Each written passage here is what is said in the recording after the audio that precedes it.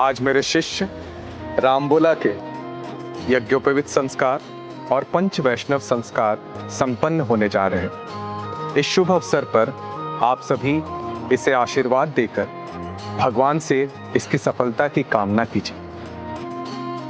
आप सभी सज्जनों को मेरा प्रणाम।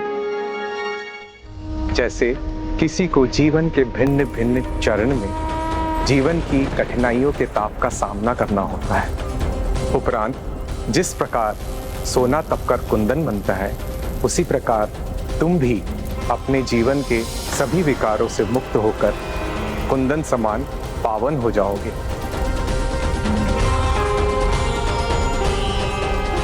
गुरुदेव ने उचित कहा था, मुझे तो नवीन ऊर्जा का आभास हो रहा है।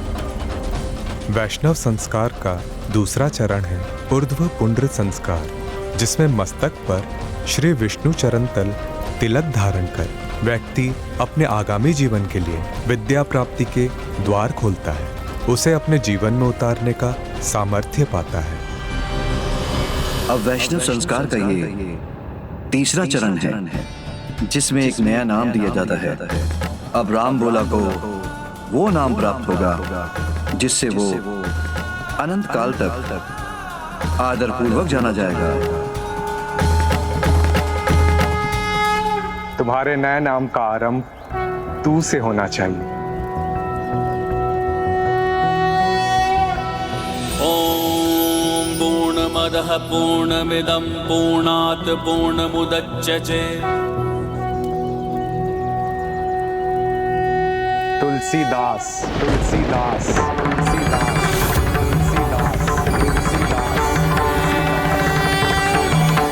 तुलसीदास, तुलसीदास, तुलसीदास। आज के बाद तुम तुलसीदास कहलाओगे।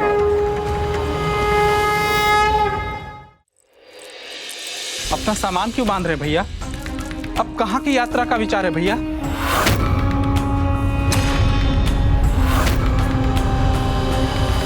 चौथा चरण है मंत्र संस्कार। अब मैं तुम्हें अष्टाक्षरी मंत्र देने जा रहा हूं। ये मंत्र तुम्हें अंधकार से प्रकाश की ओर ले जाएगा। इस प्रकार तुम्हारे जीवन के उद्देश्य के प्रति अटल निष्ठा जागृत कर उसकी ओर तुम्हारा मार्ग प्रशस्त करेगा। ओम नमो नारायण।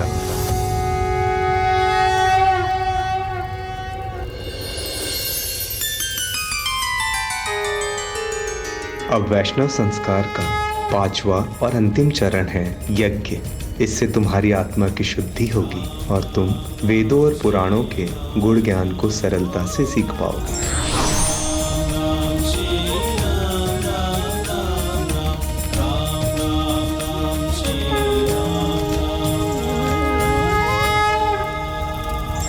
अब तुमने एक नया जन्म लिया है और अब तुम्हारी शिक्षा आरंभ होगी तुलसीदास।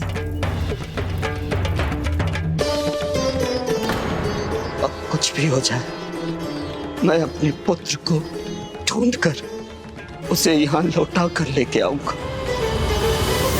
मैं वचन देता हूँ गुरुदेव, मैं ज्ञान प्राप्ति में पूरी निष्ठा से प्रदर्शन करूंगा और पूरा प्रयास करूंगा कि आपकी अपेक्षाओं पर खरा उतरूं और आपको निराश न करूं। बिना एक भी पल डगमगाए पूरी एकाग्रता के साथ एकमात्र लक्ष्य पर, आपके दिखाए हुए पथ पर आगे बढ़ूंगा। इस प्रकार जहाँ एक और गुरु को योग्य शिष्य मिला और शिष्य को श्रेष्ठ गुरु का मार्गदर्शन, वहीं दूसरी ओर पिता आत्माराम अपने पुत्र का साथ पाने की आस में उसे ढूंढने निकल पड़े थे। हे प्रभु श्री राम, मेरी भूल को सुधारने में और मेरे पुत्र को वापस लाने में आप मेरी मदद करो प्रभु, मेरी मदद करो।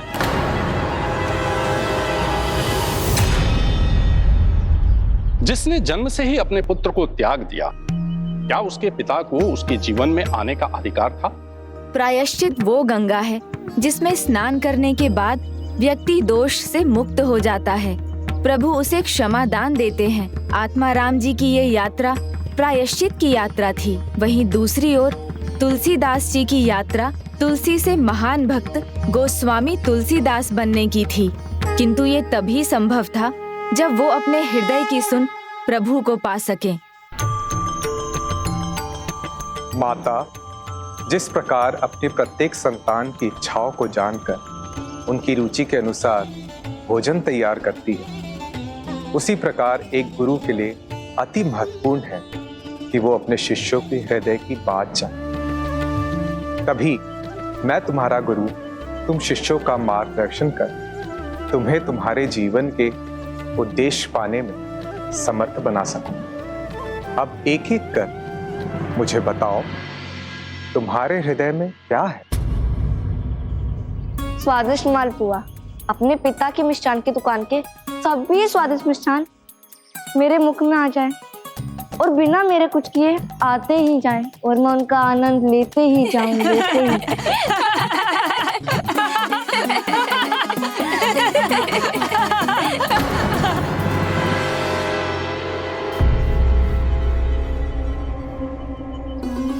तुम बताओ। मैं तो बड़ा योद्धा बनना चाहता हूँ, जिससे मैं सबको परास्त करके सब पर राज कर सकूं।